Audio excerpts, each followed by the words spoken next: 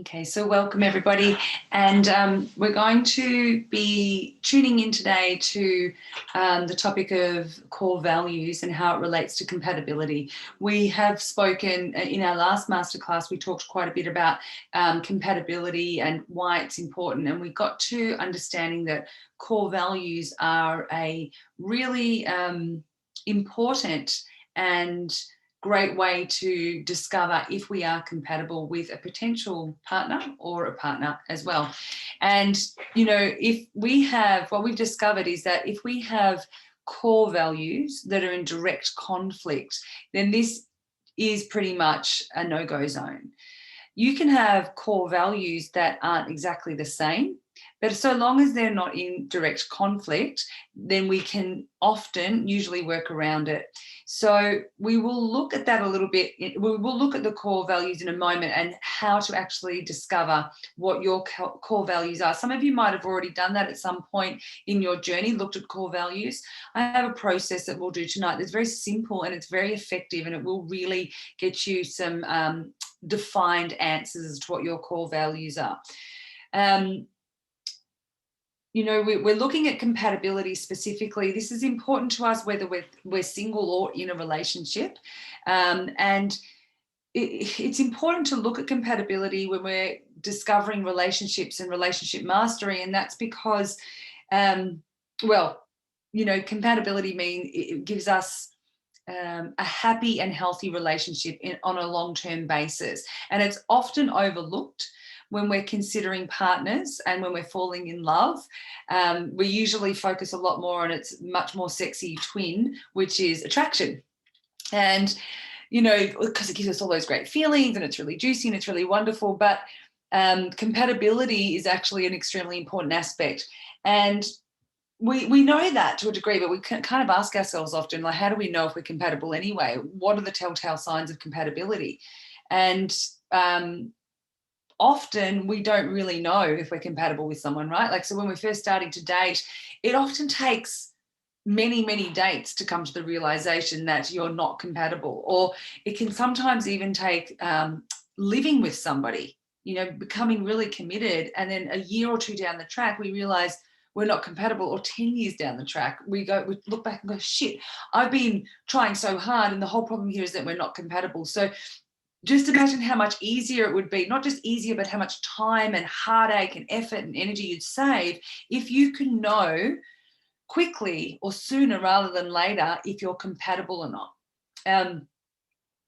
We can do that. That is something that we can do. And there are some little kind of hacks for how to do that. And as I mentioned, knowing your core values really is the queen of them. But you know, we talk about core values a lot. You've probably heard a lot. Like I said, some of you have probably already done a process around it here or there to discover what they are, but sometimes we don't even really know what they are. So, you know, core values, or values for, you know, to begin with, is something that we live our life by. Hi, Kay and Penny, welcome. Hi. We all have a set of personal values, and at the center of our personal values is our core values. And our core values generally are created by, they're our own, they're personal, but our general values can often be created by the people around us, our parents, the institutions, our culture. So discovering what our own personal core values are is really essential when it comes to relating on a really deep and authentic level. And at the cornerstone really of any successful relationship that's long lasting, happy, healthy, there are aligned core values always. So I have never, in 20 plus years of doing this work, seen a relationship that's really happy, healthy, and successful that has misaligned core values. So that's pretty big. So knowing your own and your partner's core values clearly is the best way to know if your core values are aligned. And if you have a person in your life who you can sit down and they can do this process as well, then you're in luck. It's great. That's really helpful. But if you don't, because, you know, you're just dating and It might not be the most appropriate thing on a first date to sit down and go, "Hi, I'm Val. Can you fill in this questionnaire?" Although these days it might actually be accepted, but failing that, it is possible, and it's actually extremely helpful, even if you just know your own core values, because when you know them, specifically know them in black and white, then it actually becomes quite obvious when somebody else's core values are not in alignment with yours. So if you have a partner that can sit down and do the process, great. But if you don't, knowing your own core values is going to be extremely helpful for you anyhow.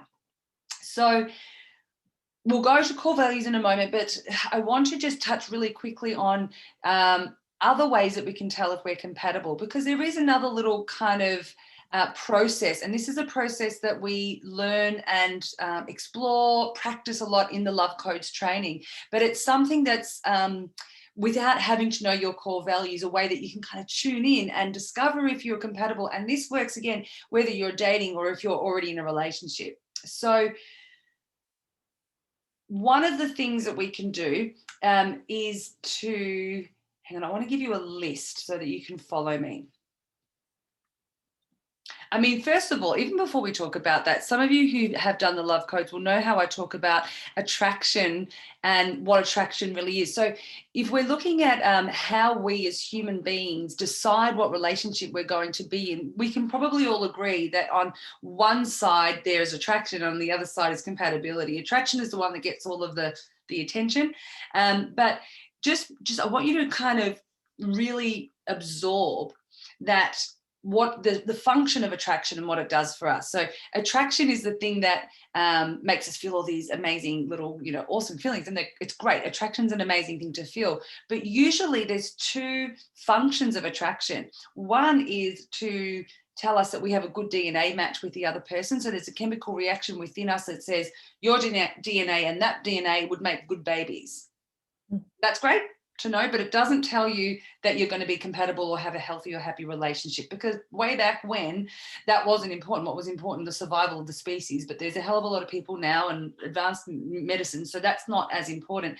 The other thing that that attraction will show you is that the person in front of you will be a good match to give you the experience that you have programmed into yourself to be what love is. And usually that's a toxic self-belief. So love, means when I feel abandoned, or love means when I feel unimportant, because these are things that are programmed into us from our experience with our primary relationships. So these are two of the main kind of ways that attraction works. So as you can see, they're not going to give us they're going to make us feel good to a degree, but they're not going to give us any good intel as to whether or not this relationship's going to work. I mean, I'm sure some of you have found yourself in relationships where it's been so exciting and so juicy and you're so attracted, and that part of it's great. But then when you get into it, it just doesn't work. And no matter what you try and do, you try this, you try that, and you're pushing shit uphill half the time.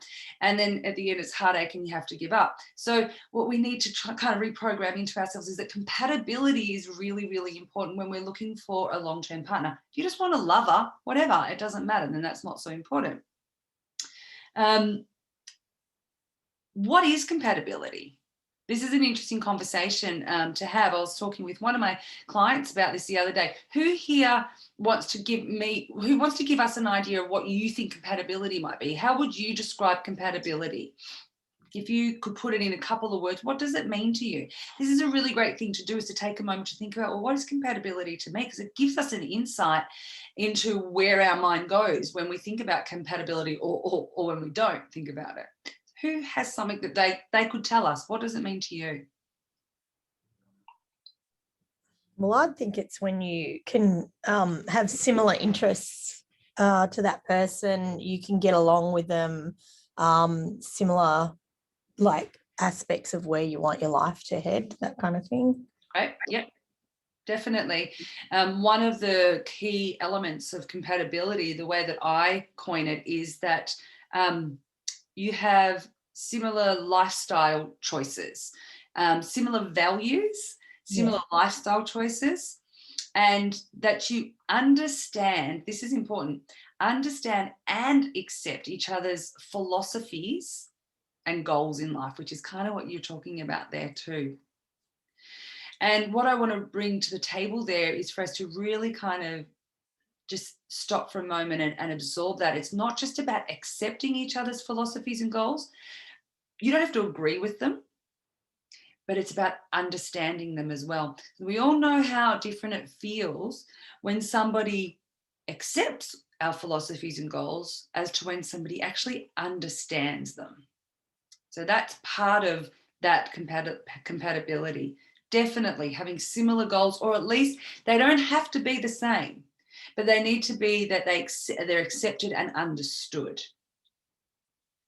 That your values, that your lifestyle choices are in alignment. You know, someone I was talking to said the other day, you know, like if one person's a priest and the other person's like a drug dealer, their values and their lifestyle is not in alignment. That's pretty broad, but it gives us a really good indicator. The other thing, and this is one that catches us sometimes, is that you genuinely enjoy their company. Now, that doesn't mean all the time, okay, but most of the time you genuinely enjoy their company, and you don't find yourself so often preoccupied thinking about what you want to change in them. That's a big one for a lot of us. Now, again, it doesn't mean that there's nothing you want to change. Like I've spoken so many times here how my husband makes really loud gulping sounds when he drinks water. I hate it. And I'd love that to change. But that's not a big deal. It's that thing when you're with somebody and you like their company, but you're really often thinking, oh, I wish they just wouldn't do that way, or if they just did it differently, or could they just stop? Or why don't they? Why do you? That constant preoccupation. So you genuinely enjoy being around them and you're not constantly preoccupied with how you want them to change. Your values, life, and lifestyle are in alignment, and they genuinely accept and understand your philosophies and goals in life, and vice versa. This is a really kind of good and succinct description of what it means to be compatible with somebody. And, you know, often we think, oh, we've got the same interests. And you touched on that before, Kate, but you don't have to have the same interests to be compatible, but you have to have similar lifestyles. You know, I might like playing tennis, but my husband really prefers going for bushwalks. That's okay, because we both like to be active. I don't really like So playing. not all, but you want something in common, or else you'd never do anything together, would you? Yeah, well, if you've got similar lifestyle, then you have things in common. Yeah. So that's how it's a good way to kind of see it, so that we don't get stuck on the specifics of we have to like the same thing.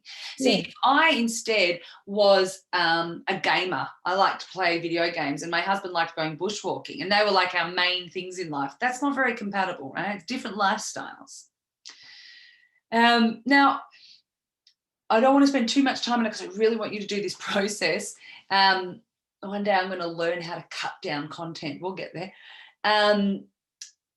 So does that give everybody a little bit of a kind of a feel for what we consider compatibility to be? Is there any questions or needs for clarification around that? We're all kind of on the same page? Good. Great. All right.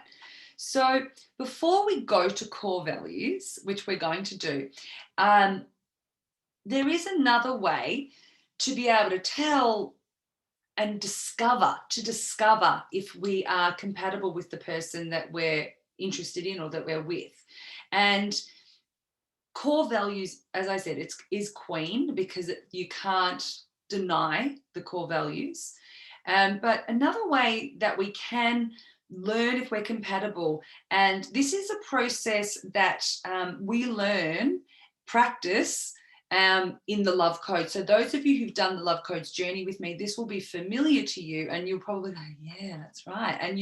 And I have a lot of women who've done this process who have found, finally I can tell if someone's right for me. So I don't spend a long time, worrying. I think actually, Lauren, you're someone who has said this yourself, that through this process, you are able to discover a lot more quickly. That's right. If the person's going to be aligned for you or not. So the way that we can do that, and let's face it, we have, and I'm sure you have, a lot of us have spent a hell of a lot of time wasted trying to work out if they're the right person for us, right? If we're compatible.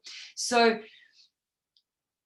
the way that we can tell one of the ways that we can tell if we're compatible is by being yourself, expressing what you like and don't like, and then accepting the other person's response.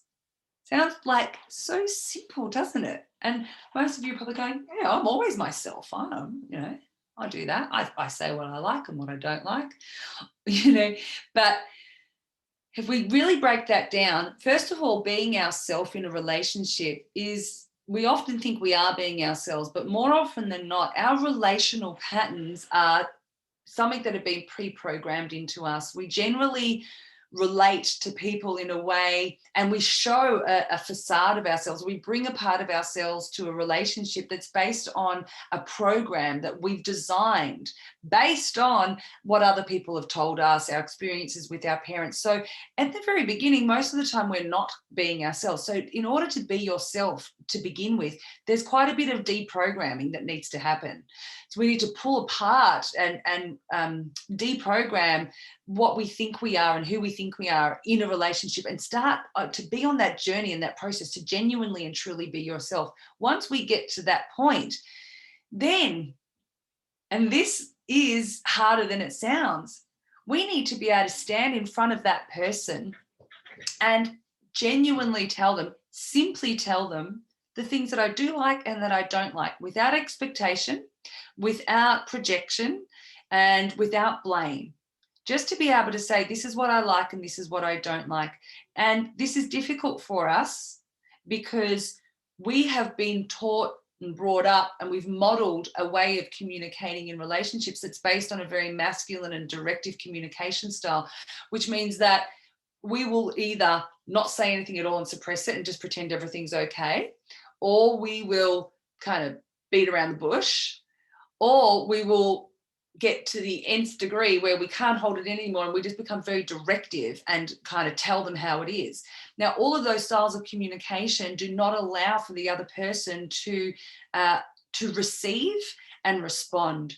So in order to actually simply say what we do and don't like, we need to learn how to communicate in a way that enables the person to receive it, make it their own, and then respond authentically. And we call this, in the work that we do, we call it invisible influence. And it's a very simple way to communicate, and it's more natural actually when you're relating for a woman, but it's something that we have been trained out of. So simply expressing what we do like and don't like, with no projections, with no expectations. And then the third aspect to that is accepting what they say. This is the real clincher. I'm going to say that, 95% of the women that I work with, this is where they make the most change and therefore get the most beneficial outcome. And that is when we tell a man, I like this or I don't like this, and I want this and I don't want that. And then we let him respond. Most of the time, we don't let him respond, not in his own way. So when a man responds right there and then, that moment is your golden gift of knowing if you're compatible or not. You will get all the information that you need in that moment. Guarantee it. You will get all the information that you need. But you need to be willing to see it and accept it. And most of us are not. Most of us are operating on anxiety, on a low sense of self-worth, on a sense of abandonment or fear of abandonment, all really legitimate things because of the crazy experiences that we've had in life when it comes to love and relationships. But because of this underlying trauma, we generally will say something and then we don't leave what I call the gap. So that silence, that particular type of silence, is so powerful because you will be shown everything. But what we generally do is fill it in. We give them ideas of, maybe you think this, or if you just did it like this. If I say, for instance, that, I really need more communication to feel safe, and then I say nothing, I'm going to feel uncomfortable and vulnerable. And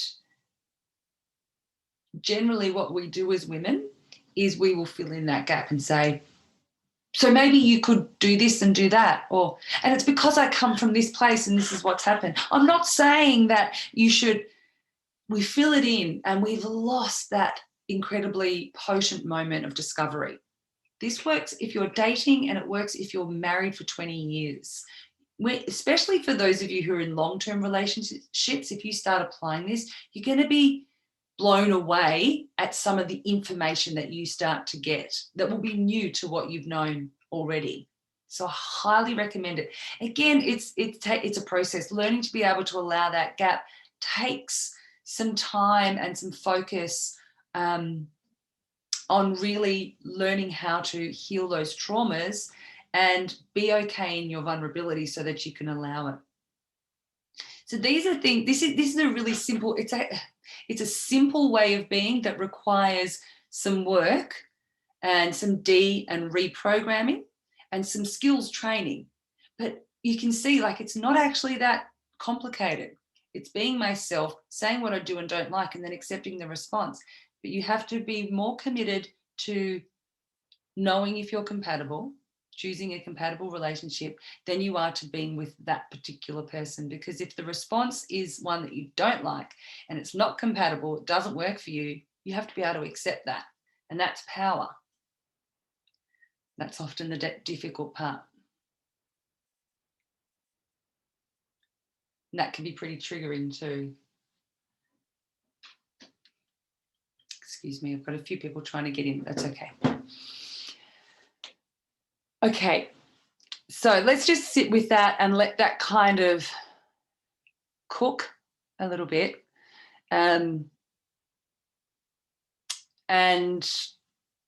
you know, let's move into core values, because this is something that you can use now. Whatever situation you're in, you can know your core values and you can use it now. And I know some of you have partners who would be willing to do this, so you can pass it on to them as well. So I'm going to get my list up and I'm going to drop it in the box. What we're going to do first, who here has done some sort of core value thing before? Okay, cool. Some. So the first thing we'll do is I'll share a list with you, and there's a few steps to this. So what I always encourage people to do when they're working with me is to follow my instructions very simply and specifically. So if you get confused, just try and do exactly what I say. So I'm asking you to surrender yourself to me for a moment and follow my instruction, and then you can ask questions if you need to. But for now, what I'm going to ask you to do is you need a piece of paper and a pen, or you can use your computer. I'm going to put this list down. Now, even if you've done this before, I'm going to ask you to not use your list, but use this list and do it my way for now. So here's a list in the chat box. I want you can just copy it and then put it down somewhere. And then I want you to delete any that aren't relevant for you. So that means just choose the ones that resonate for you. And there's more to the process. So if you're going, oh, maybe this, maybe not, just do what you think. And then the next step will help you to clarify.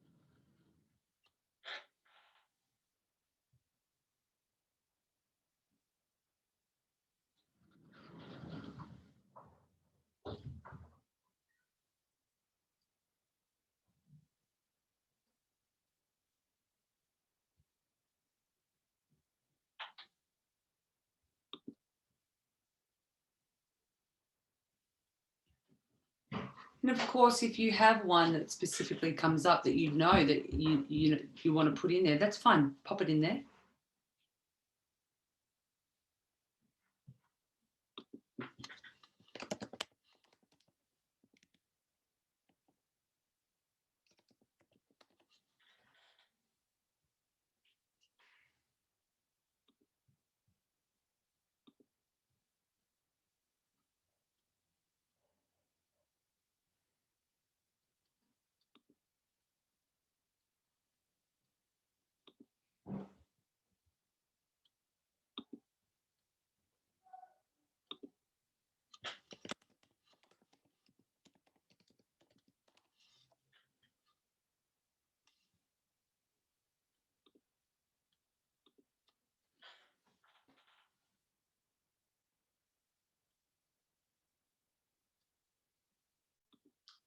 Just give you a few more moments to work with that.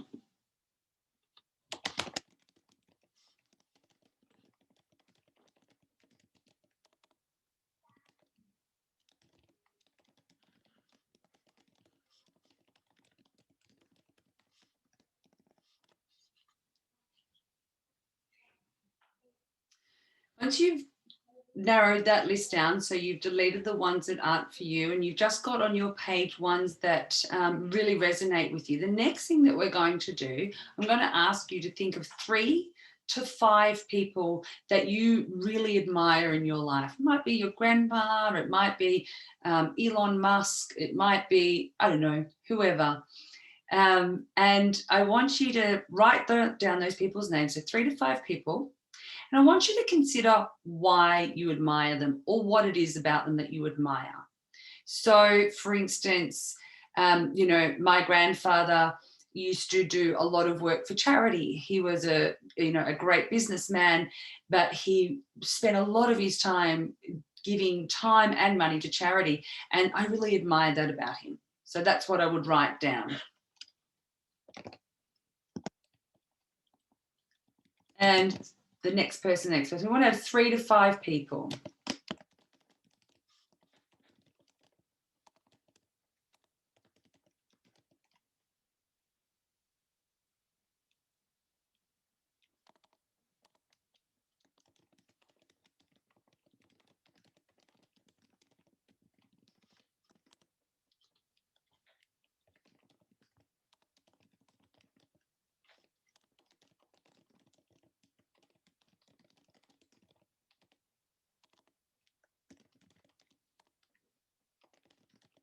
They can be really big people from history. It doesn't have to be someone that you know personally. One of the people that I wrote for mine when I did this, somebody who I admire is a girlfriend of mine who is nothing like me. She's a mum. Well, I'm a mum. She's a mum, and she's really kind of homely, and she just loves, being at home, but she's just so graceful. She just does, nothing's a big deal to her. Everything's just so relaxed and easygoing, and I just love her energy, and I really respect that about her. So she's one of the people that I admire, and that's what I admire about her.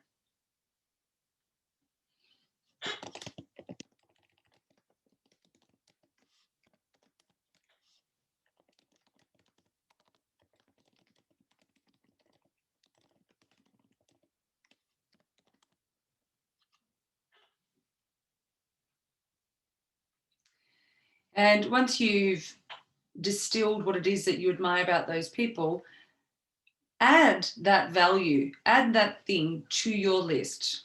So for me, my girlfriend that I was expressing, the value that she exudes for me is grace. So I added grace.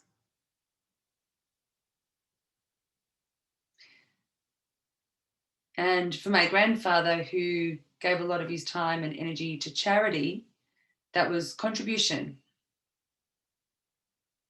Maybe, and that may not be the same for everybody else. You might admire somebody who does a lot for charity, but what you admire about them might be their compassion. So it's really about what you admire. So when you've done that, add those to your list.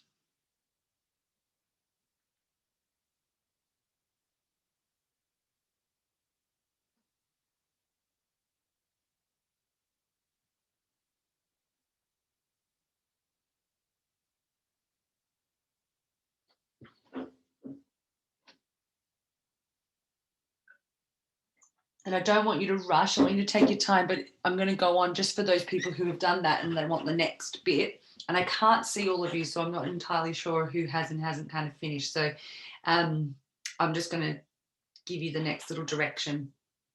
So the next thing is I want you to think of peak experiences in your life. So the most pleasurable or the most painful, both. So peak experiences are, really intense experiences. So a time when I felt absolutely elated, or a time when I was deeply devastated. And think about what was going on for you at the time and why that is a peak experience for you. So for instance, one of my peak experiences is a time in my life when I was probably about 20, I think. And I was traveling, and I met up with this group of people, and I just felt so elated all the time. I had these really profound experiences. They were quite deeply spiritual experiences where I was communing with nature and actually experiencing myself becoming one with different things. I was a bird and a tree, and for days on end, I felt like my feet didn't touch the ground. I was in such elated bliss. I could hear what people were thinking. It was just this profound experience. So that's a peak experience for me, clearly. That's a pretty iconic peak experience. And so for me, what made that so special is the feeling of connection. And that to me is connection. So connection might be something different to somebody else, but that's what it was. So I've added that to my list. And another peak experience on the other end of the scale might be when you, if you've moved to a new state or a new country and you're entirely on your own and you don't know anybody and there's no one to talk to and you just feel really separate from everything and you feel really depressed.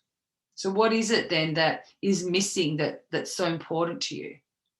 And that might be friendship, or that might be community, or a feeling of belonging. So I encourage you to think of at least one positive peak experience and one negative peak experience, and distill a value from each of those. You might have more than one, and I encourage you to explore that.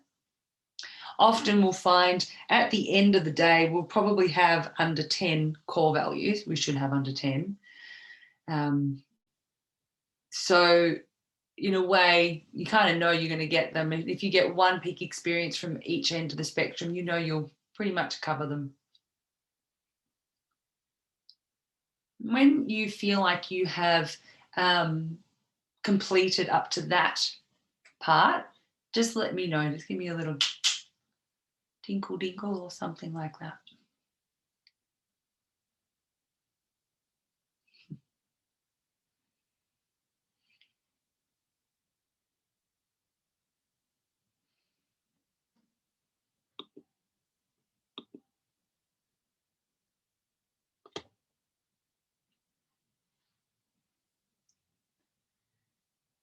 So keep going for those of you who are still doing that. That's perfectly fine. Take your time. The next step for when you're ready is we're going to group them.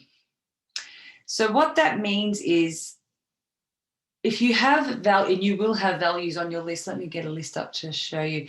You'll have values on your list that are similar to each other, or, they're kind of the same theme. So let me find one to show you.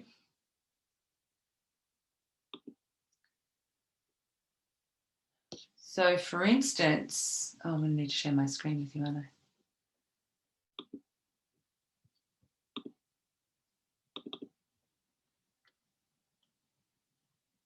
Can you see my screen?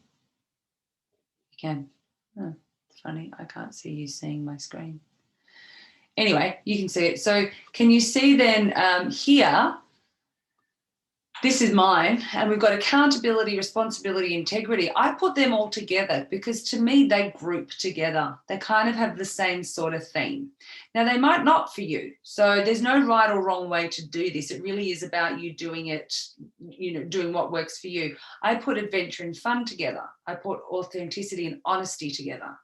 I put grace, harmony, and kindness together. So you can see belonging, community, involvement, collaboration. So what works for you, group them together and take your time to do this. Do this well, because this is a big part of it. This is an important part of it.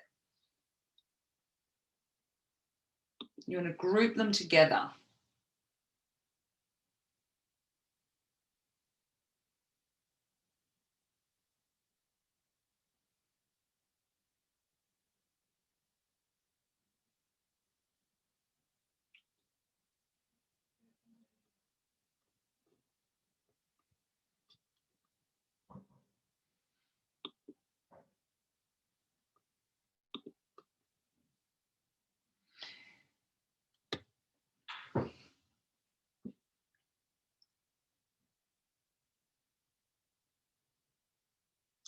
And at the end of the day, when we're working with core values, it is best to distill them down to a bite size. Now, our values list might be really lengthy, and that's perfectly fine. But we want to distill down our core values. And generally, one core value will encompass quite a few of your values. It's like we're chunking it up to the highest logical level. So taking some time to actually do this well will help you in your day-to-day to remain conscious of what your core values are when it really counts. And it's so helpful. Knowing your core values when you're making decisions will just make decision making so easy. Knowing your core values when it comes to being in a relationship and making decisions in a relationship, because when we're intimate, the stakes are so high. So knowing your core values, being able to tune into them quickly, which means distilling them down to just a few, is extremely helpful. So taking the time now to group them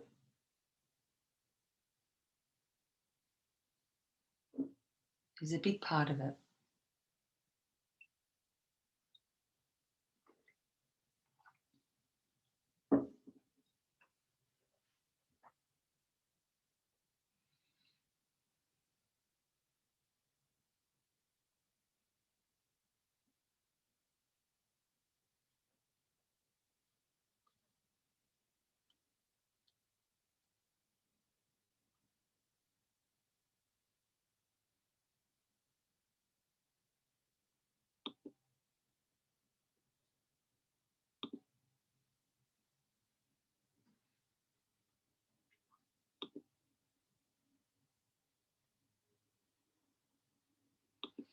And it doesn't need to make sense either, the way that you group them. It only needs to make sense to you. So don't overthink it.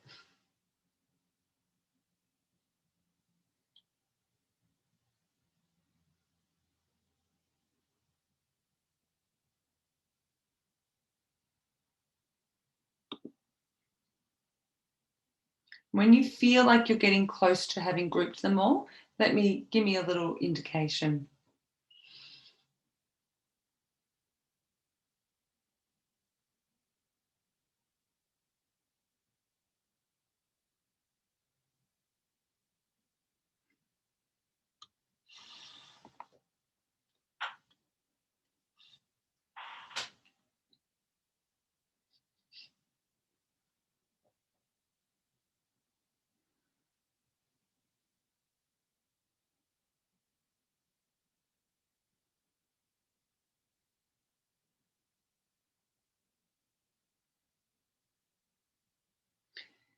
When you've gotten to that point, the next step is to give them a theme name. So where's a list we had here? So for instance, if I grouped together accountability, responsibility, and integrity, which I did, for me, that's all kind of encompassed in accountability. For somebody else, it might be encompassed in integrity, or there might be a completely different word that will mean that group of things. So I'm a very visual person, so it helps me to see. So I'm going to show you again the screen here. Can you see the screen? Yeah, cool. So you can see, so these three here. For me, I asked the question, okay, well, what do all these together, what encompasses those? And for me, it's accountability. I know somebody else had the same thing, but for them that I worked with, their integrity encompassed those things. But that's, you know, it's really personal. Grace, harmony, and kindness. You know, what word or what thing, what value, what trait encompasses those three? You might choose one of those words, which can mean all of them, or a completely different word. So take some time now to go through yours and find one word for each group.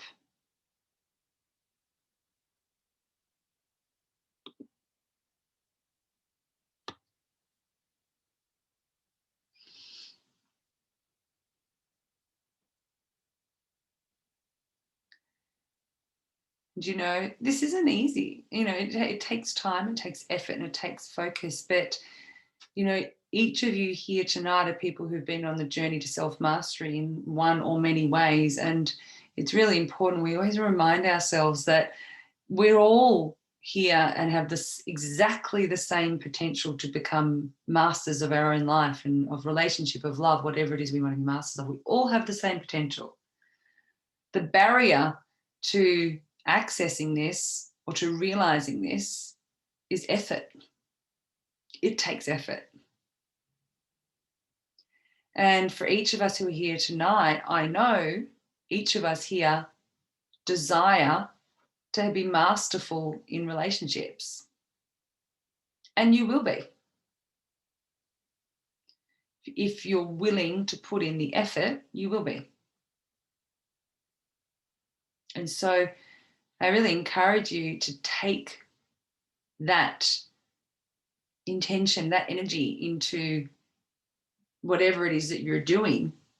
And right now, this activity, know that the energy you're putting into this activity is part of the step to relationship mastery.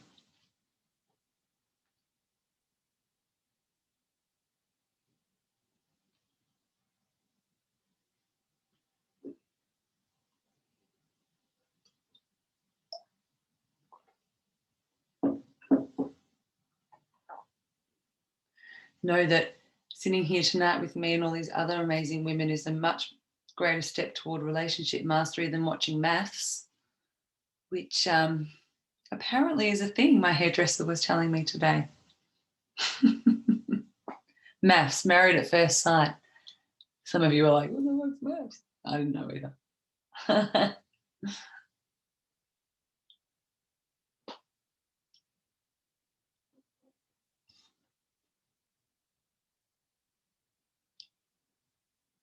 Having a smile there, Lisa. Were you watching maths before? You probably don't even know what it is. No.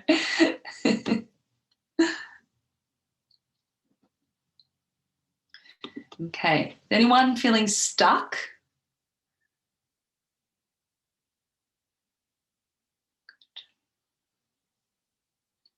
Who feels like they're ready to move to the next step?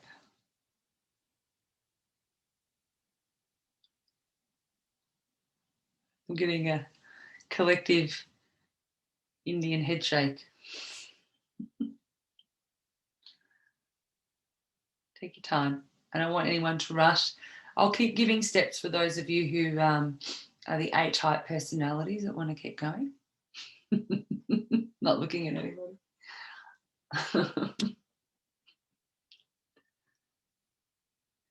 Okay, so what we're going to do next, when you're ready, is you're going to test them. So remembering that everything on your list right now is a value, something that you do value. But what we're looking for is core values. So what differentiates a value to a core value? There's a couple of things. I want you to look at each value that you have on your list, and you're going to ask 3 questions. That's 2, that's 3. So look at one, and let's all do this together just so you can go through it with me, and then you can go back to what you're doing. First one, let's say whatever the first one is for you, let's say it's fun. Would you sacrifice that for enough money? So if someone offered you $1 billion to not have fun, but they'll give you $1 billion, you can't have fun, but they're going to give you $1 billion, would you give it up? If you answer yes, then it's still a value, but it's not a core value. Take it off your list. And when I do this myself, I'm always excited when I can take one off my list, to be honest, because it's so hard, right? It's to just be able to go, oh, no, I want them all. But when you get this, like beyond a shadow of a doubt, if you answer that, you can take it off your list and you don't have to worry about it anymore, then do it, because it's like you're Marie Kondoing your values list. The next question you're going to ask is, would you leave your partner for this? So for instance, again, it's fun. Let's say we're working with fun. And I'm told that if I want to keep having fun, I have to leave my partner. If I stay with my partner, I can't have this anymore. So would I leave my partner to have this thing? And the answer is, yeah, of course I would, because fun is more important to me than being with this person. Then that stays. If you say, if you say, I wouldn't leave my partner, that staying with my partner is more important, then it's not a core value. So you strike it off.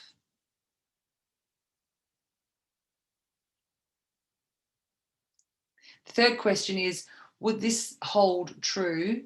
Will this hold true for me still in 25 years? If the answer is no, then it's not a core value. So they're the 3 questions, and I want you to ask it to each of the values on your list to determine if it stays or not. So the questions are, would you sacrifice the value for money? Would you sacrifice the value for your partner to stay with them? And will it hold true for you in 25 years? Ask that to each and delete appropriately.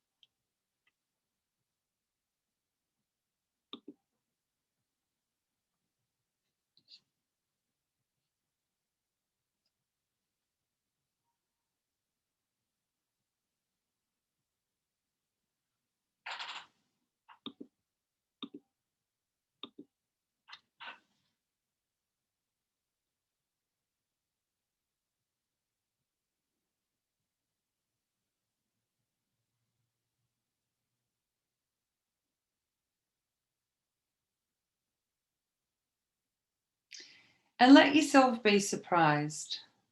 You know, when you're a person who's done a lot of self-development, it's easy to go into these things thinking I know the answers, but it's really important to go with a beginner's mind so that you can let yourself be surprised. And there will be some surprises.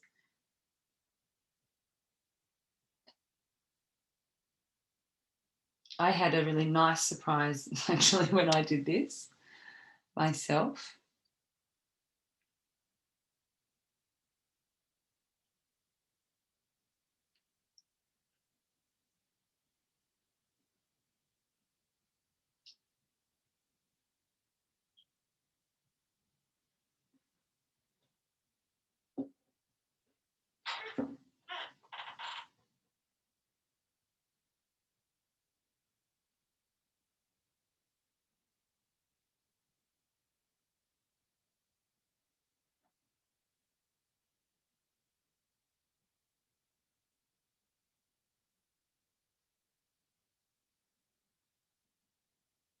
When you feel like you've gotten to the end of that process, just let me know.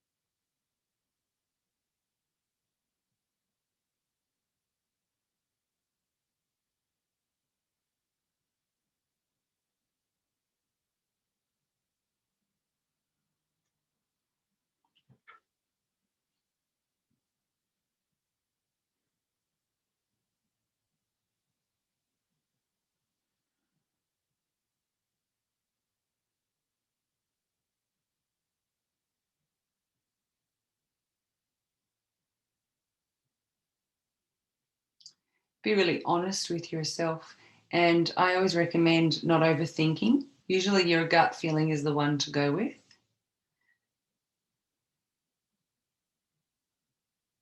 And it's okay if something pops in there that you don't really want to be your core value. And you might find that some things aren't as important to you as you would like them to be. But be honest with yourself because it's really powerful. And you know, I saw a beautiful meme today about there was a little girl and an old woman looking at each other through a window, and it said something like, "Oh, it seems like life's an eternity, but it's a short ride. Enjoy life and be kind." And it really got me to thinking about it and how so important it is to really enjoy life. And to enjoy life, we absolutely have to be honest with ourselves. We have to be ourselves 100%.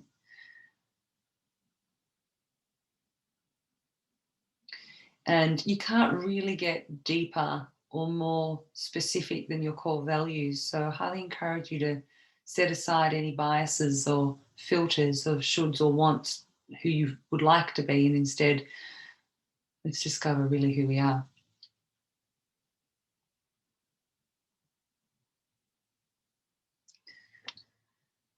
This is the final and the most important part of the process. For some people, it's the most difficult.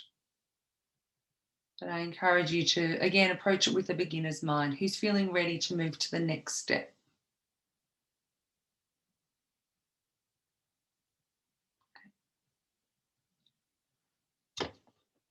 All right, let's give you a couple more moments and then I'll explain it.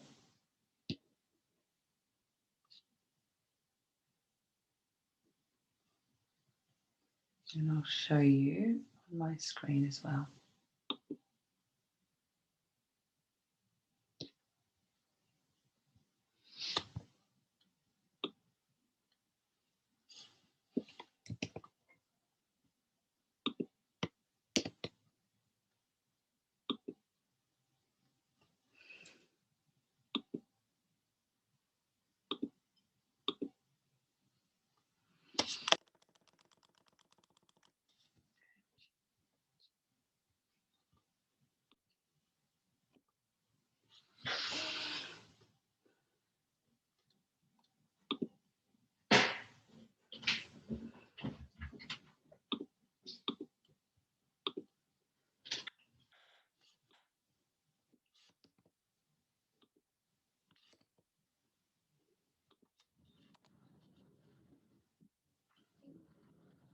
Okay, so what we're going to do next is we're going to look at the list. How many kind of things are on the list for most people? Can't see everyone, so come off mute and say, give me a number. I've got 6. Good. Anyone else got outrageously more or less than that? Still too many. I've got to take more time to work through it. Take your time. Take your time. I'll explain this next step for those who are up to it, but you can keep going with where you're at. So the next step is that you will then look at your list. And so can you all see my screen? Yeah. Okay. So this is, as I said, it's one of the most important, it is probably the most important part, and that is to prioritize them. And the way that we do that is to see who the winner is. So we want to compare 2 at a time. And we're going to ask ourselves the question, if I could satisfy only one of these, which would it be? So for instance, if we look at this list here and we say, okay, let's work on connection. Okay. Well, I'm going to prioritize between connection and accountability. And I'm going to ask myself the question, if I could have connection, if I could have connection, but it means I can't have accountability, I can only have connection, would I have it? So I can be connected, but I can't have accountability. I'd say no.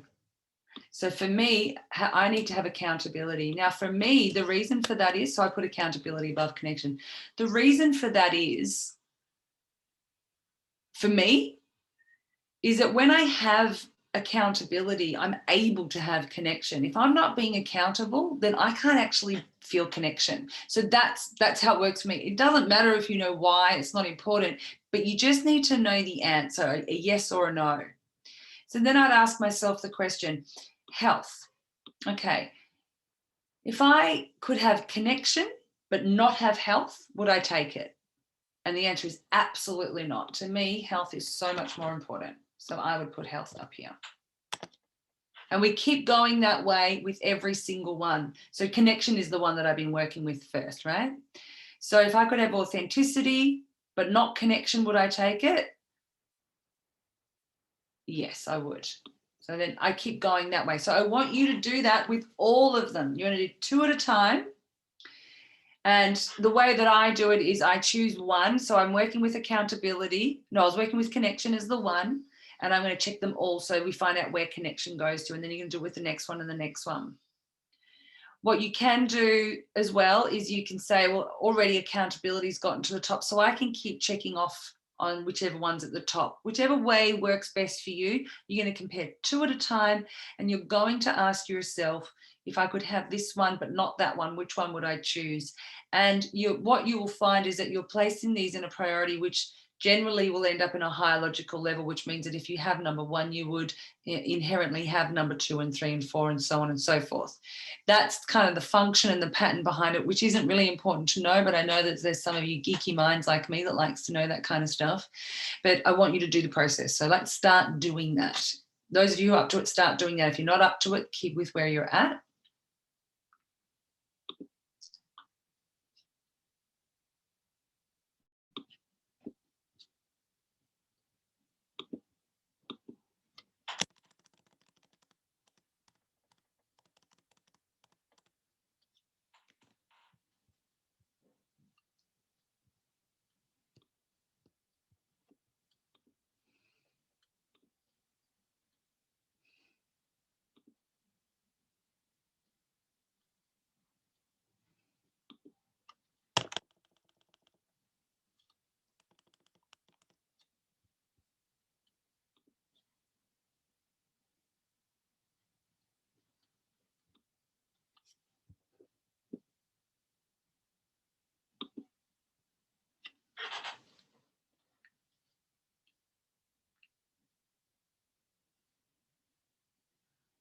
If anybody gets stuck, feel free to ask. We're going over time. I hope that's okay. I want to finish this with you guys, so it won't be too far over time. If anyone's got a hot date, they can wait.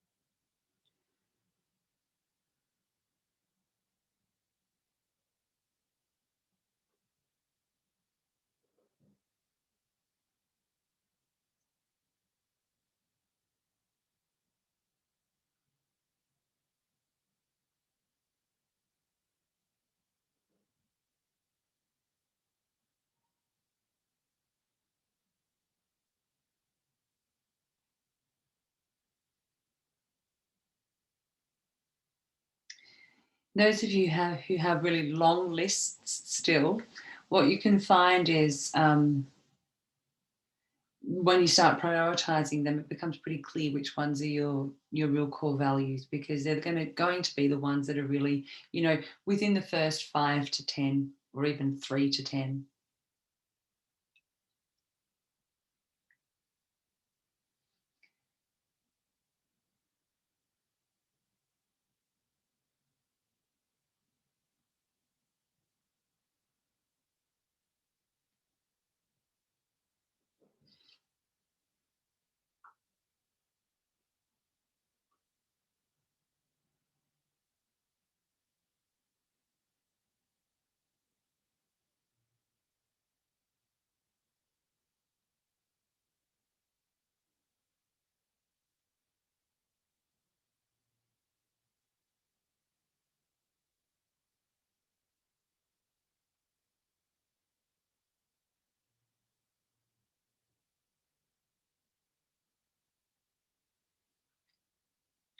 When you find that your list, you've prioritized your list at least from the first to the fifth most important, then let me know.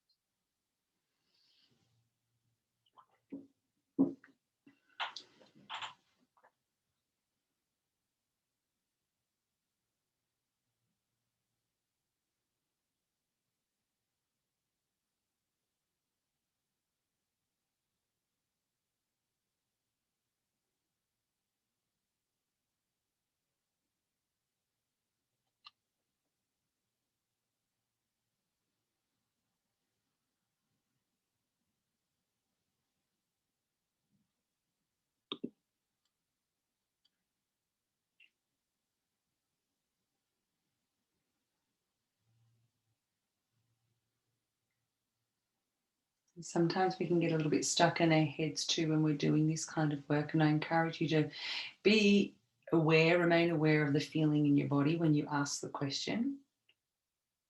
You know, how do I feel if I could have health but not have grace? Would that be okay? Or if I had to choose grace without health? Ask yourself and notice how it feels in your body, and trust that.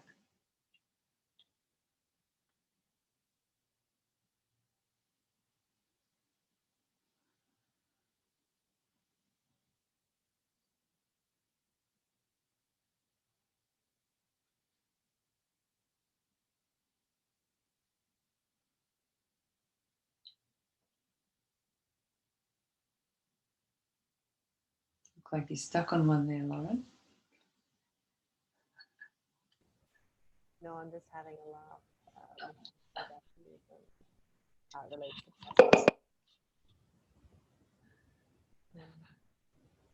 It was kind of a bit hard to understand you there.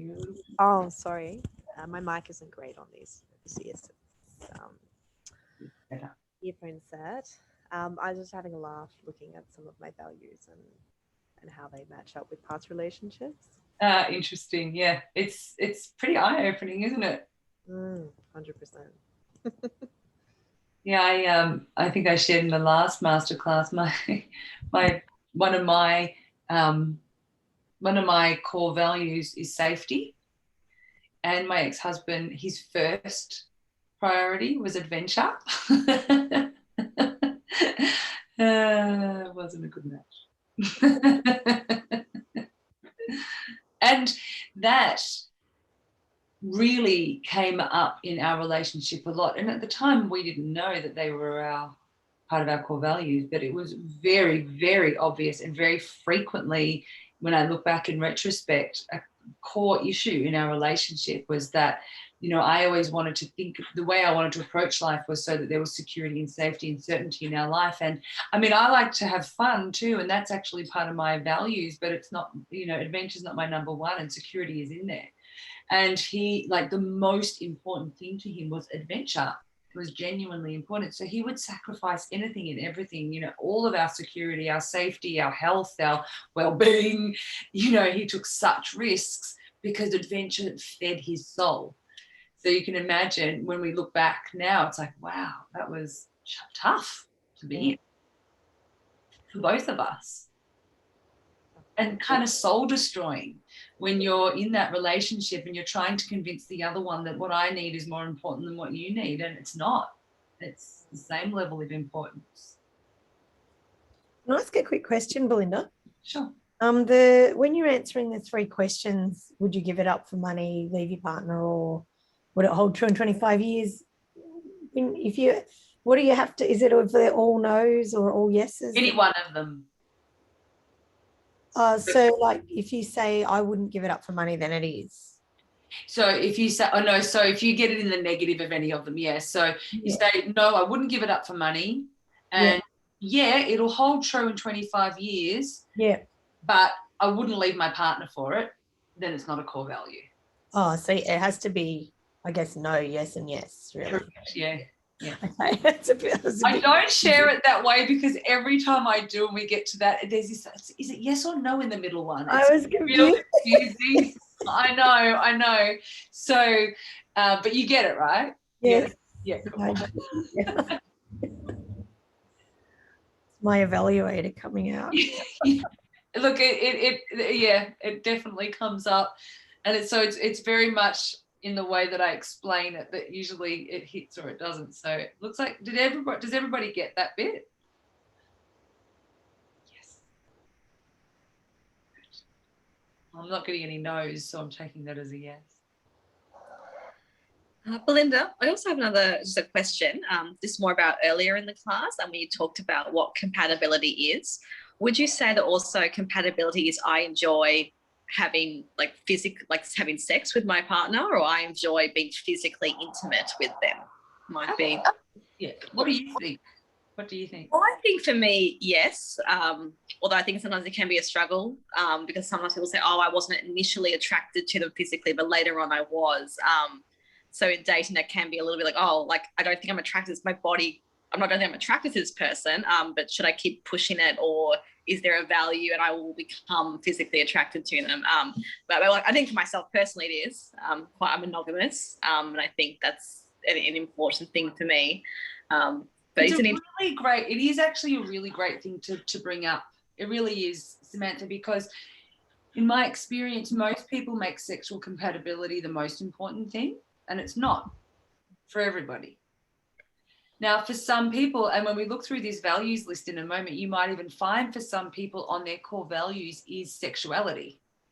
So if sexuality is very important to you, and sexual attraction or that sexuality, then it's going to be a high priority in your compatibility. Yeah. But for some people, it's not a high priority. And so if it's not a high priority, therefore, then it doesn't, you know, when we look at lifestyle choices and enjoying each other's company, for some people, sexuality really weighs in strongly there, but for some people, it doesn't. So it really is about what's important to you. Now, when you talk about compatibility, there is sexual compatibility and sexual non-compatibility. That's a specific type of compatibility. You know, there's business compatibility. But when what we're talking about as a more broader view is a relationship compatibility. Does sexual compatibility weigh in there? It does, but it depends on you and how important it is to you. And you mentioned before that some people say they weren't sexually compatible to begin with, but then that changed. So it can. Sexual compatibility is one of those things that can change. And it's a really tricky creature too, because sexuality has so much kind of programming and shrouding around it that the majority of people have, you know, kind of like issues around sexuality, that when you're in a loving and safe relationship, it can provide an environment to actually disarm some of those wounds. But you need to be open to it. Now, if you're repulsed by your partner sexually, I'd say that's a pretty bad sign. If you're just a bit like, meh, I don't know, I'm not into them, then it depends how important it is to you. Does that answer your question? Yeah, it does. Yeah, it is. It's just an interesting question. It is. Yeah. At what point would you know? I mean, yeah, I guess I also thought like if it's like a physical repulsion, it's like maybe your intuition saying like no, your body's saying no. But if it's like neutrality, that's probably okay. If for some people, if there is still that core compatibility and alignment, that I imagine probably where people say, "Oh, I am becoming physically attracted," is them. Exactly, and you know, it's okay to actually explore those relationships. So if you meet somebody and you're not like, you know, gagging at the bit for them, yeah. but you really like them in every other way, and it's okay, like your sexuality is okay, it's totally legitimate to explore those relationships. What's interesting is that in our culture, we generally feel like it's okay to explore relationships where we're really sexually attracted, but the compatibility is a bit meh. We're okay with that. But we're often not okay to explore when the compatibility in every other area is great, but the sexuality is just neutral. We have this kind of idea, and that's because of the society and the culture that we're in is one that champions attraction, sexuality, and attraction and sexuality. Like they're the things, you know, and they're not. They're just part of the pie.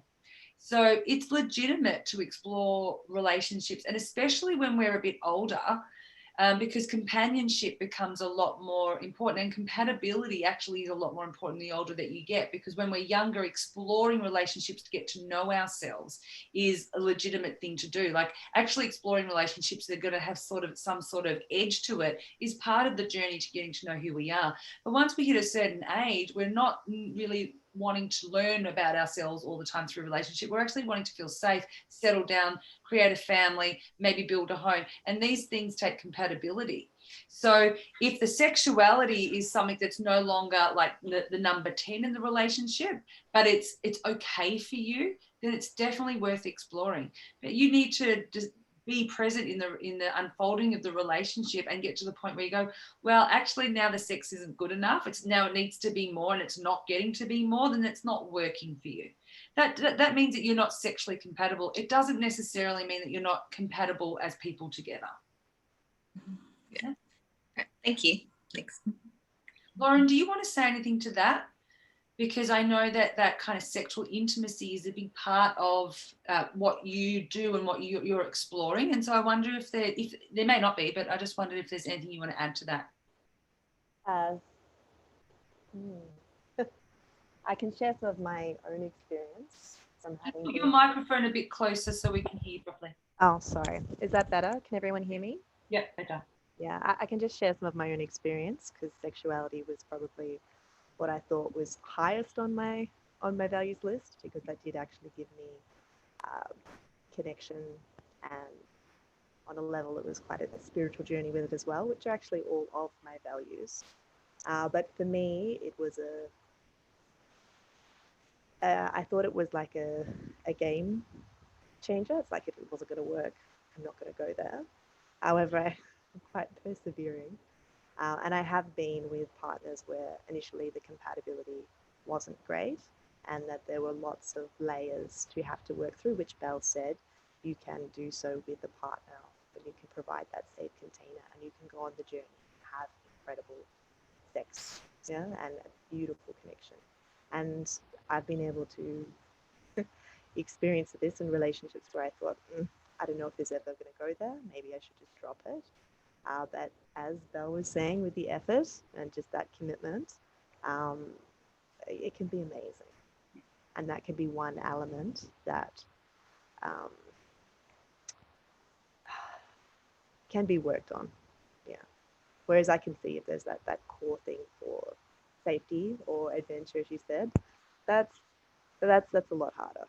The deal breaker. Thanks, Lauren. So, yeah, what just to speak to what you said is just to reiterate that, Lauren thought sex was probably the most important thing, or one of the most important things to her, and it still is important, right, for you. But you realize now that that's not the core value. It's not sex. It's actually the connection and spirituality and all those things. And so even though Lauren is a person who strong sexual connection is very important to, it's not a core value. And it is something that can be cultivated and worked on. In her experience, in my experience, in the experience of a lot of women, but I wanted Lauren to speak because I do know that it's a very important aspect to her. And even for her, it's something that's been able to be worked on. I think that's really important for us to understand, because a lot of people these days just go, oh, the sex isn't amazing, that's not worth it. And I think it can be, not always, but it can be a mistake. Thank you for sharing that, Lauren. It's really 100%. important. I'm really glad in my current case and my relationship now that I didn't walk out because of that point. So, yes. Amazing. Thank you. Hopefully that helps. And it's nice to see your face, Samantha, too. Thank you. How's everybody going? Do we look like we've got, is everyone looking like they're getting close to 1 to 4 or 5 of their list as far as priority goes? Cool. Okay, good. I can't see some of you, but I'm going to say we're going with the majority here. So look at your list and notice what are your top priorities, and just take a moment to kind of take that in. And first of all, who has had a surprise somewhere?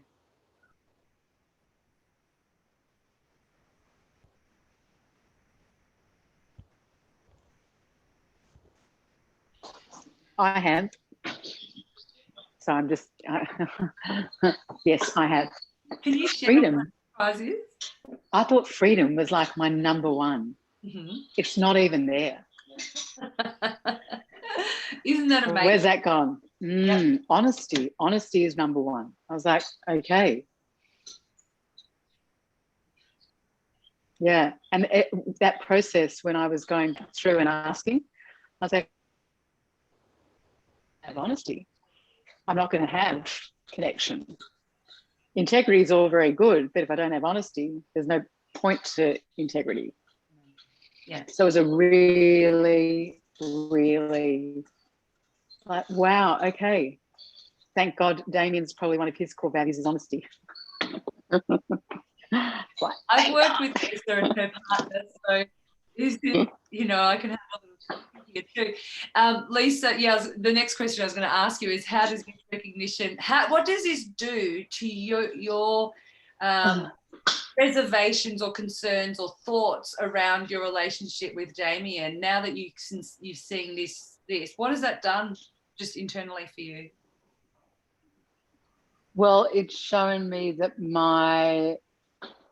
what I value, those needs are actually being met.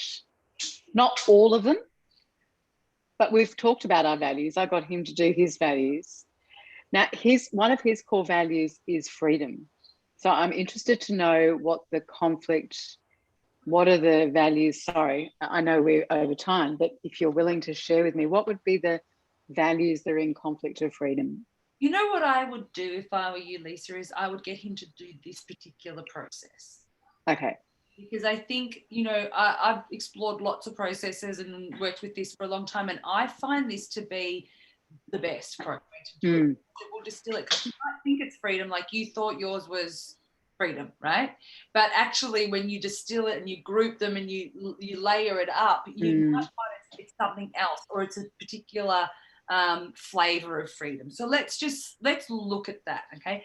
But let's say the opposite to freedom, or conflict of freedom, might be something like well, it really depends too on the person. So it could be something like belonging, or it could be something like stability, but that might not be a counter to that person. So when you look at that, it's not obvious. We have to dig a little bit deeper.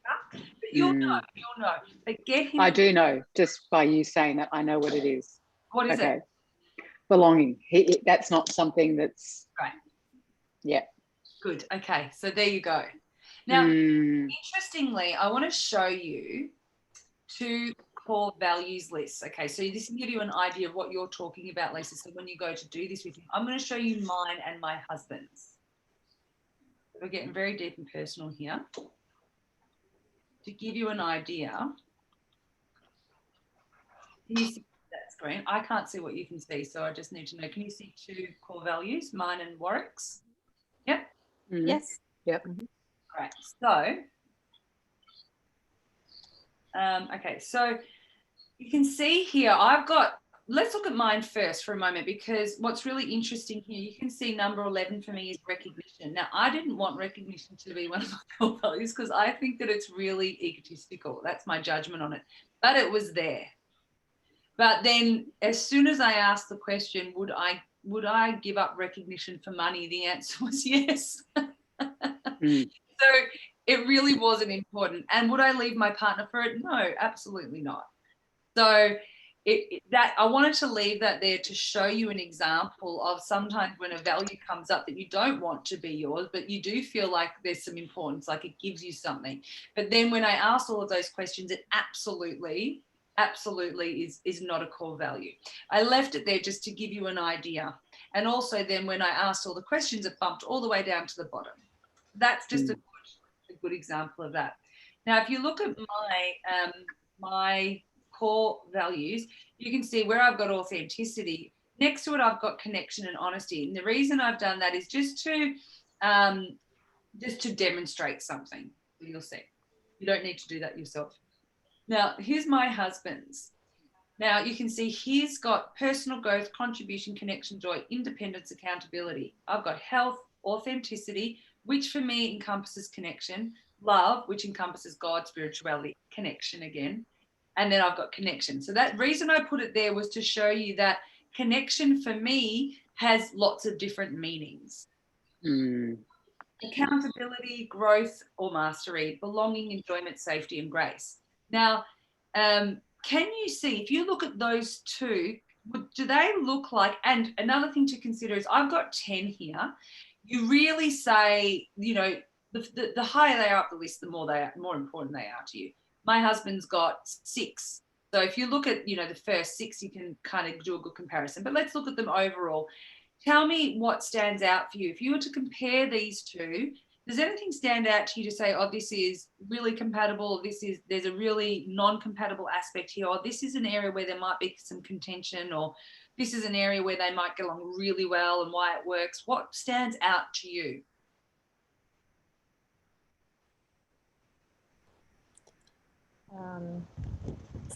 Things. Oh, do you want to go, Sam? Oh, that's all right. That's okay. That some words are the same, identical. That kind of stood out to me.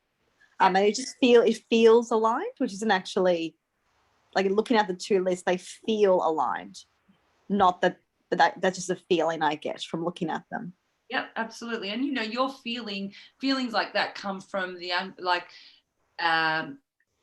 kind of gaining a whole bunch of information that you're not consciously aware of, and then we have an unconscious intuition that gives us an answer. So what's happening there is that you're actually looking at it all and saying that there's no kind of conflicts. You can't see any conflicts, which is good. I can see that too, to a degree. Anything else that anyone else can see?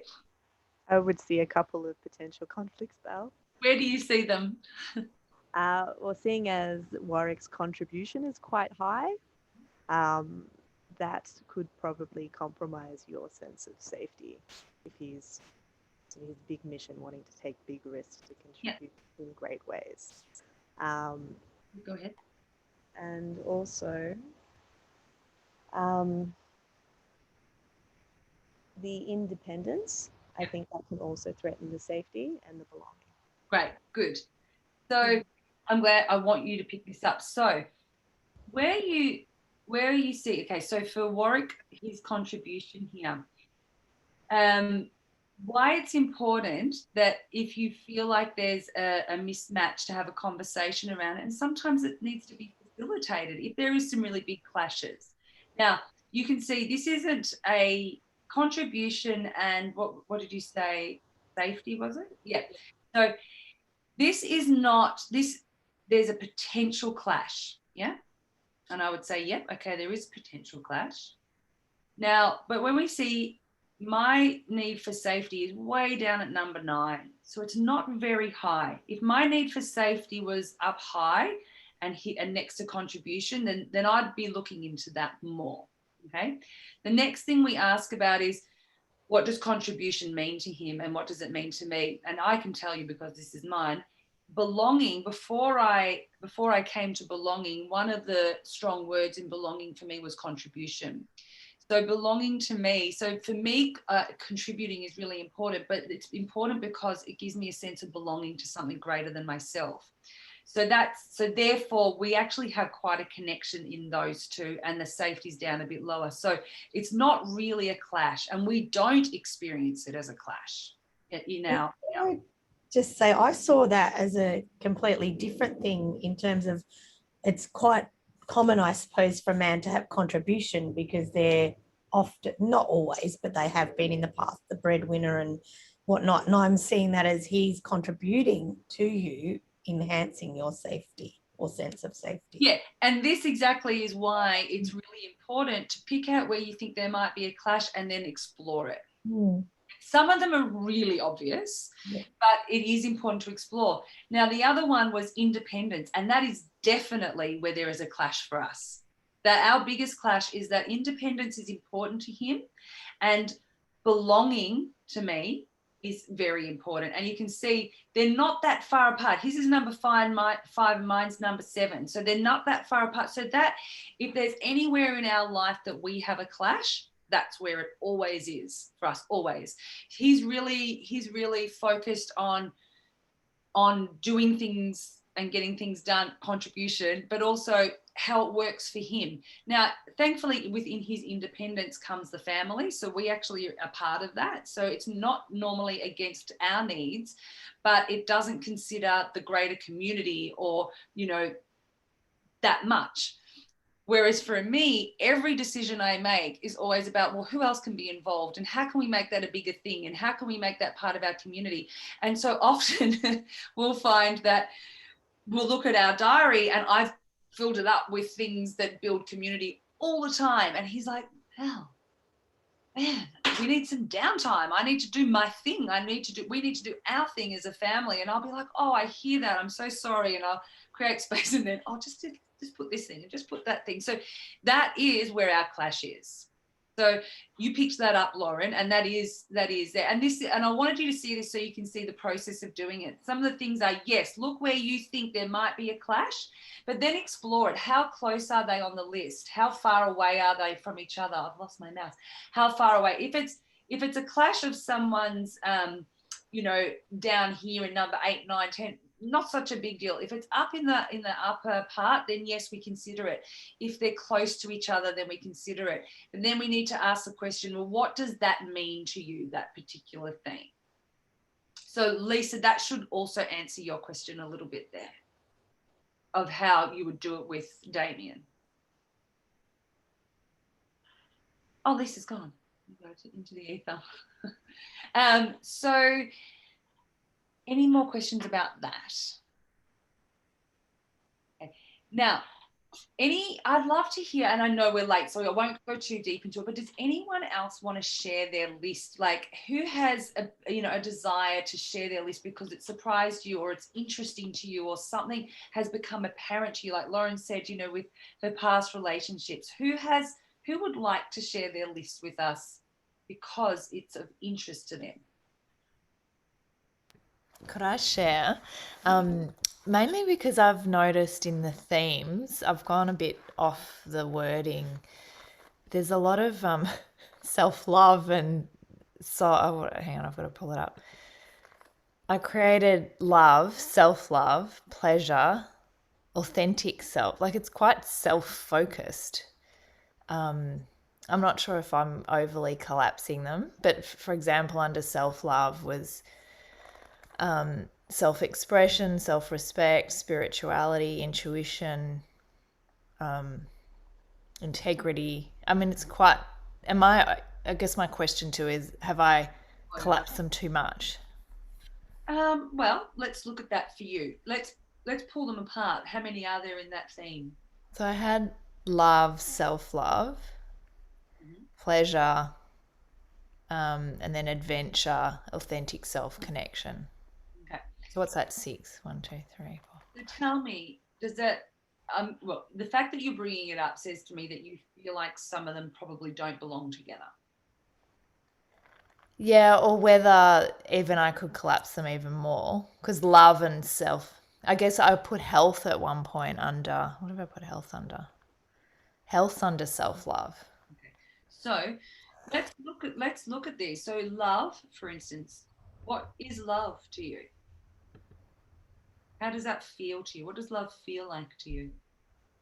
It's, I mean, I can be myself in there's a freedom in when I'm feeling loved or when I'm giving love. I don't have, it's not in my head. It's a real kind of, it's safe. There's, a natural reality, like it's authentic and stuff like that. It's not pretending. No one's having, it's genuine. Yeah. Now tell me, what's self-love like to you? What's that experience?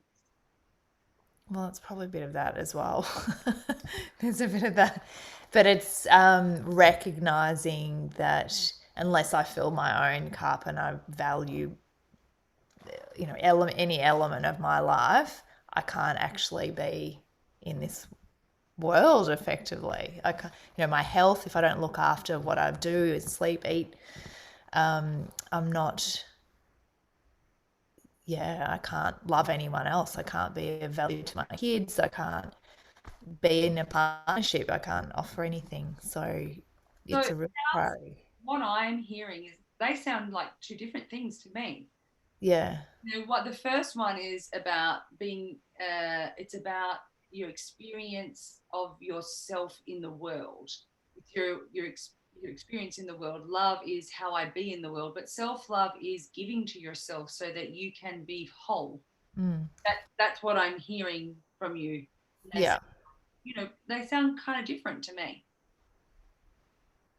What's another one that you had in there was, I think you said adventure or freedom. Yeah, that's pretty clear. I know that one's sort of itself. I had pleasure, which had joy, fun, pleasure under it, but that's also where I'd sit sexuality and sensuality and just being in my body, embodied. So is embodied the name? And that's self-love as well. I guess I'm getting... Well, self-love to me, the way you described it sounds more like a way to be with yourself, like how to give to yourself, how to fill your cup. That's what I really heard from what you're saying. Yeah. Giving to self. Yes. Pleasure. Is pleasure always giving to self, or is pleasure? No, I don't think it is. They seem different to me in the way that you're describing them. Yeah, so I did have it separate, so that does answer my question. Yeah. Don't over collapse. Don't over collapse them. Allow yourself to have as many as there needs to be. If they need to be collapsed more, that will become apparent to you. Yeah. How many do you have now? Like when you've collapsed them and given them a theme name, how many theme names? 1, 2, 3, 4, 5, 6. That's a pretty good number. I would say usually, like I said, between 5 and 10 is a good number. If you just look at those theme names, what you've got, does it feel like anything's missing? Without thinking about it, just in your body, does it feel like that feels good to me? Or does it feel like there's something missing? Like I created one called warmth, which was coming from the question like who you value and admire and stuff, or the qualities you'd value in or admire and value in someone else. And a warmth and generosity and kindness. I didn't kind of know where to put that. Okay. So warmth, generosity, and kindness, that they're kind of a group, yeah? Yeah, I grouped them together. So if you embodied those three things all at once, warmth, generosity, and kindness, and we can all do this, what kind of person does that make you? Well, I kind of think of loving. Back to love again. Well, then you can call it loving. And is loving and love the same thing to you?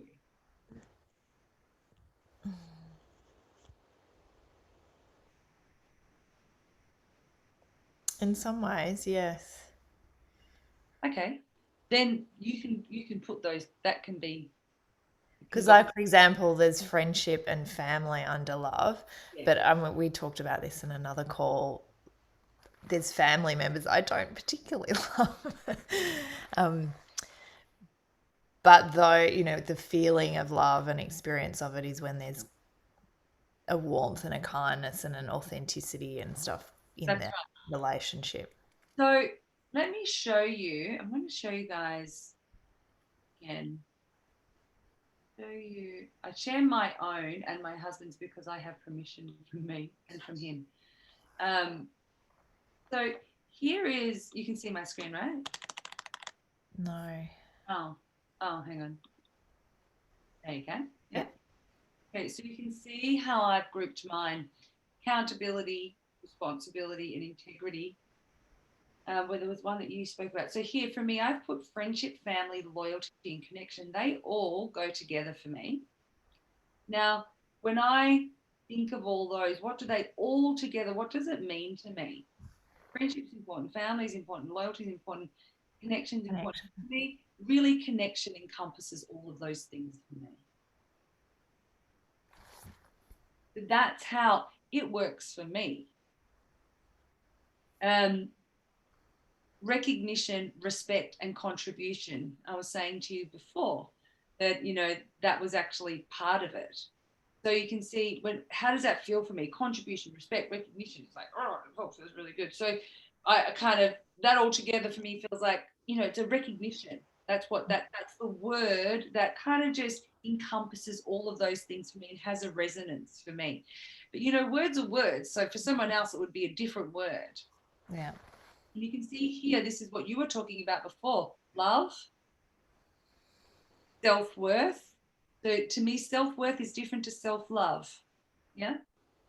Self-worth, spirituality, wisdom, and mastery. I put all of those together and that became love. I was like, well, really, love encompasses all those things for me. That word means the resonance of those things together. So I don't know if that helps a little bit, but to get a bit of an insight to how someone can group them. I just wonder if we've got, you can look at, this is Warwick's here. So here's, you know, independence, adventure, vision, and freedom. Independence wasn't even a word for him. And it's funny because it is one of his high priorities.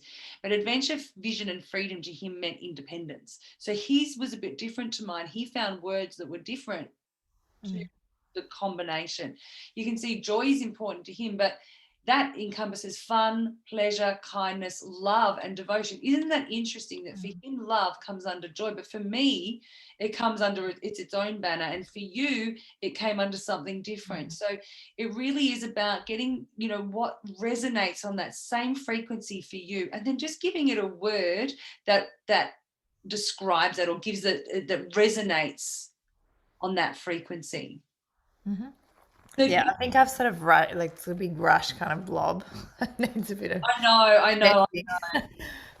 I think you're on track, and I think it would be really great for you, Penny, to and I know the fact that you're asking these questions to me, I can see that you will actually get a lot out of this because you'll do it properly. And I encourage you to do that. So what I encourage you to do is to spend more time, go back and group them and spend more time doing that, and do it in a way where you don't overthink it. That's what I want you to really focus on, is not overthinking it and coming into the feeling in your body. And I know you're good at that. So just get a feeling. And if the feeling of this thing is similar to the feeling of that thing, put them together. Okay, that's a good idea. Thank you. Okay. I'm sure you're not the only person who will gain from that. Hope that helped someone else. Right. Does anybody else have any questions? This is really important. I don't like going over time on these things because everybody's time is really valuable. But in this particular masterclass, I think it's really important that we get this because it is gold, I promise you. So are there any other questions about how to do it? I encourage you to all go and do it. And those of you who are watching this now who haven't been here live tonight, but you're watching it afterward, and I know there's going to be quite a few of you, I really want you to go and do this process because it's going to be so helpful for you if you're in a relationship and if you're dating as well. The thing is, the way we can use these core values that you've discovered tonight or that you're going to discover is the easiest way to use them is to get your partner to do it as well, or your potential partner to do it as well. That's a no-brainer. But failing that, when you know your core values, so for me, I know that health, authenticity, and love are my 3 top values. So now that I know that, which I've known for some time, but because I know that, it comes up in conversation all the time. Those of you who've worked with me or know me, you'll know I'm always talking about health. I'm always talking about being authentic. I'm always talking about love. It's like they're my things, right? And because I know that, then I have like little radars for them. So when I meet somebody, I will talk about these things and I get to gauge their response. They will tell you, especially as I shared with you earlier, that when we be ourselves, say what we like and don't like, and we accept people's responses, you will very quickly discover if the person in front of you is aligned to your core values or not. You will know. But at the end of the day, you need to prioritize compatibility over attraction. You need to be prioritizing compatibility over being with this particular person. If you're wanting to use your core values to be in a long-term, the right long-term relationship. And that's what this is all about. So for those of you who are in long-term relationships and you're actually doing this work to discover whether or not you should stay in it or leave, it's the same thing on the opposite end of the spectrum, right? You need to prioritize compatibility over staying in the relationship. And doing this, knowing these core values and accepting the responses, you will know whether your partners do this or not. You will know if you're compatible. It becomes very obvious. So go and use it. Use this. Finish it off properly first. If you have questions of how to do it, get on the Physics of Love Facebook group and ask questions. I will answer them. If you send me private messages about it, I just don't always have time, as you can imagine, to answer them all. We are also preparing to relaunch the program, the Love Codes program. We're going to be doing it in May. On Friday, my team will be telling me a date that we'll be setting. And so there's a lot happening, but I'm really passionate about this kind of work, and I'm really passionate about supporting you guys the best that I can. So if you have questions, ask them in the group, because when I answer it there for you, I guarantee you I'm answering it for 6 other people, and then I don't need to answer 6 other people. So we get the most out of it, and it's going to help you. So do it. Do this process. If you do nothing else from these classes, do this process and keep it and use it.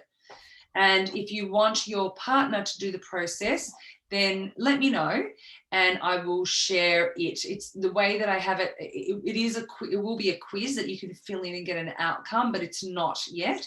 But I will share it with you guys privately as a way for them to fill it in if you want it. So just send me an email to say that you want that. Cool. I was going to ask just to clarify the questions, but if I can get a version that you've typed up, would be better. Yeah, let's do that. I'll send it to you, Penny. If you haven't gotten it from me in the next few days, just send me a little email and I'll send it to you, okay? Because I might forget. Yeah, I'll put in a request now, but yeah, I'll follow you up. Thank you. Okay, everybody, thank you for Thanks, joining. guys. Thank you. Lovely to see and hear you. Thank you. Great session. Yeah, it was awesome. Thank you. Bye, darling.